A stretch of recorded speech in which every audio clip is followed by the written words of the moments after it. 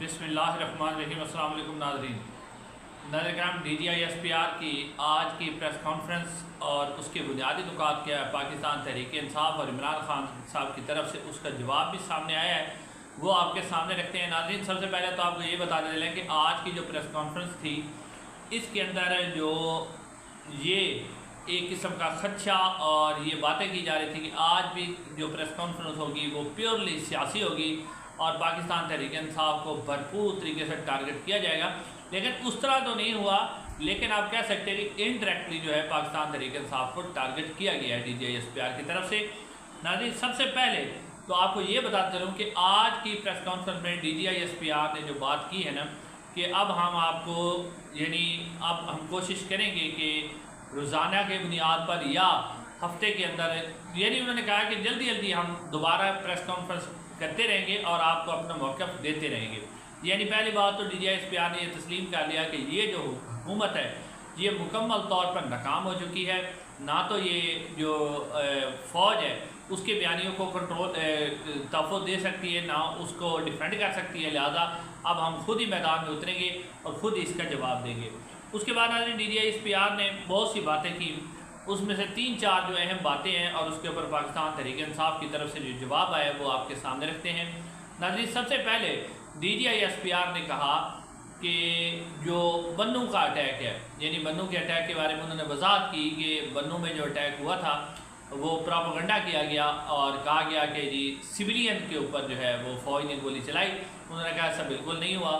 बल्कि जो उन्होंने फुटेज भी चलाई जिसमें दिखाया जा कुछ उन्होंने दिखाया कि लोग असला लेकर आए थे एहतजाज करने के लिए, पुरअमन मार्च करने के लिए। और उन्होंने ये भी कहा कि अपनी हुकूमत के ख़िलाफ़ कैसे वो एहतजाज कर रहे हैं, इस एहतजाज का ज़िम्मेदार भी उन्होंने पाकिस्तान तहरीक इंसाफ को करा दिया। और उन्होंने कहा कि जी लोग जो हैं वो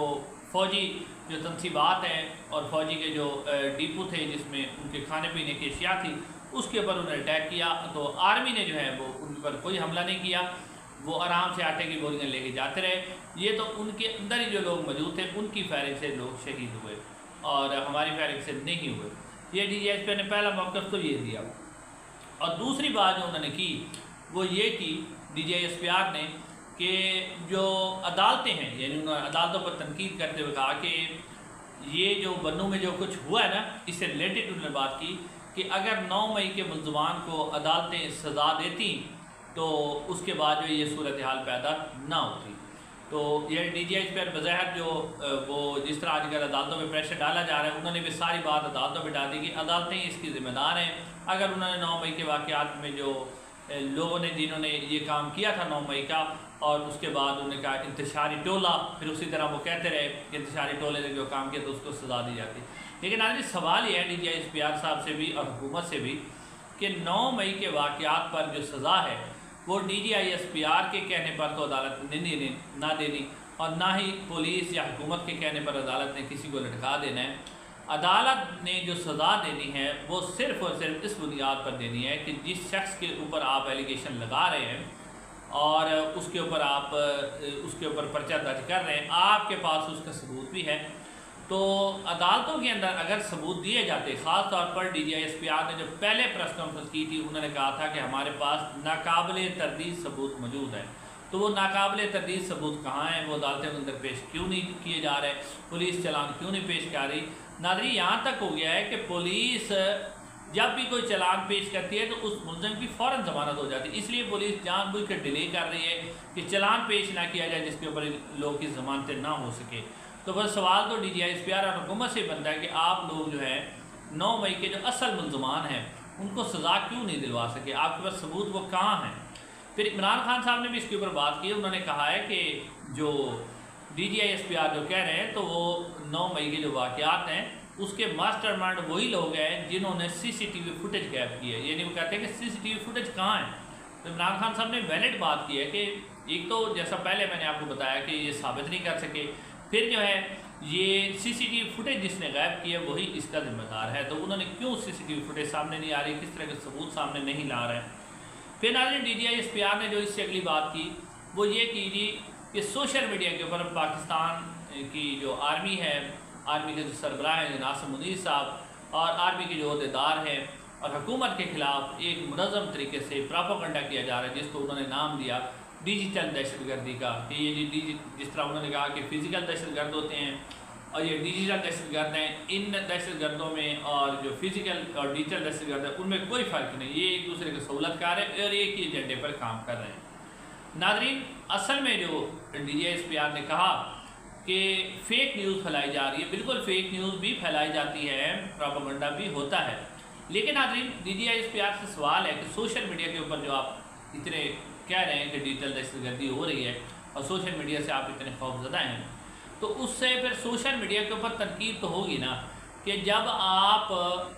ایک شخص جو کہ احمد ججوا، جو کہ سب کو پتہ ہے کہ وہ سوشل میڈیا اور میڈیا کو چلانے والا ہے، خاص طور پر انٹرنیشنل جو میڈیا ہے اس کے ساتھ اس کا پاکستان تحریک انصاف کا جو انٹریکشن ہوتا ہے وہ کرواتا ہے،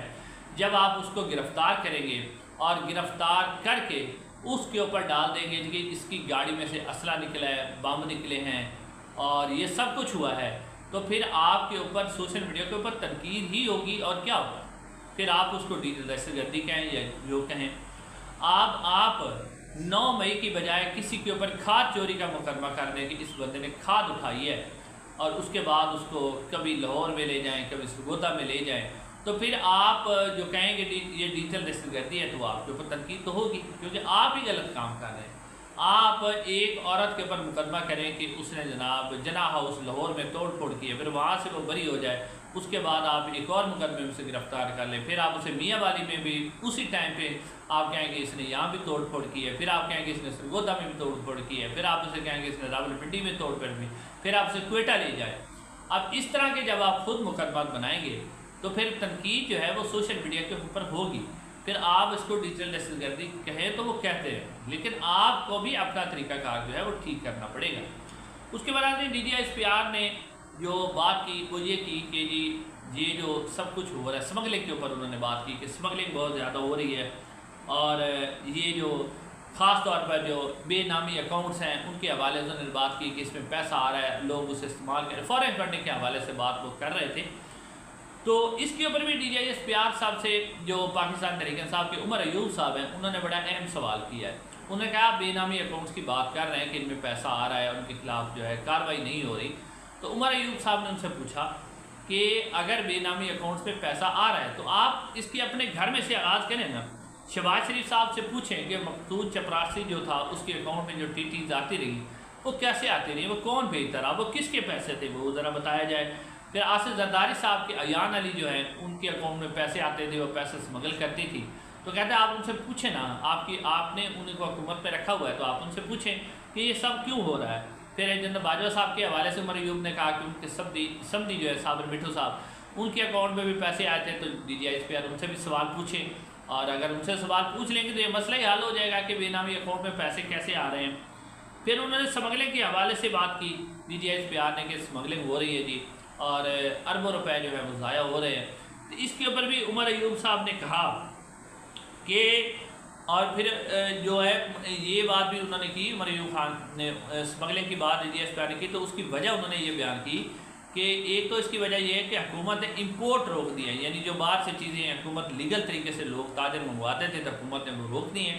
اس وجہ سے اسمگلنگ ہو رہی ہے۔ تو اس کے اوپر عمر ایوب صاحب نے بات کی اور انہوں نے کہا کہ پھر DGISPR نے یہ بھی بتائیں، ایک تو اسمگلنگ جو ہے اس کی جو بارڈر سے ہوتی ہے اس کی سیکورٹی کرنا کس کی ذمہ داری ہے، یہ بھی سب کو پتہ ہے، پھر وہ اسمگلنگ اگر ہو رہی ہے تو پھر ان کو اپنی سیکورٹی بھی بہتر بنانی چاہیے، پھر ان سے بھی کوئی نہ کوئی لیپ ہو رہا ہے جس وجہ سے اسمگلنگ ہو رہی ہے۔ اور پھر عمر ایوب صاحب نے اس کے اوپر بڑا خوبصورت بات کی، انہوں نے کہا کہ پھر جو وزیر خزانہ اس وقت اسحاق ڈار صاحب تھے جنہوں نے جب PDM-1 کی حکومت آئی تھی تو انہوں نے امپورٹ پر پابندی لگائی تھی، تو پھر DGISPR ان سے سوال کریں کہ آپ نے امپورٹ پر کیسے پابندی لگائی تھی، اگر یہ پابندی آپ نے لگائی تھی تو اسی وجہ سے پھر یہ جو سارا کچھ اسمگلنگ ہو رہی ہے، تو پھر اس اسمگلنگ کے ذمہ دار بھی اس وقت حکومت کے اندر بیٹھے ہوئے ہیں اور ان کو پروٹیکشن بھی وہی دے رہے ہیں۔ ناظرین، پھر DGISPR کو یہ بھی دیکھنا ہوگا کہ جو انہوں نے ویسے بات کی کہ ہم دہشت گردی پر پوری توجہ کر رہے ہیں، اور انہوں نے بتایا تقریباً 60 سے 70 بلکہ 112 کے قریب ڈیلی آپریشن ہو رہے ہیں جو ہم کر رہے ہیں،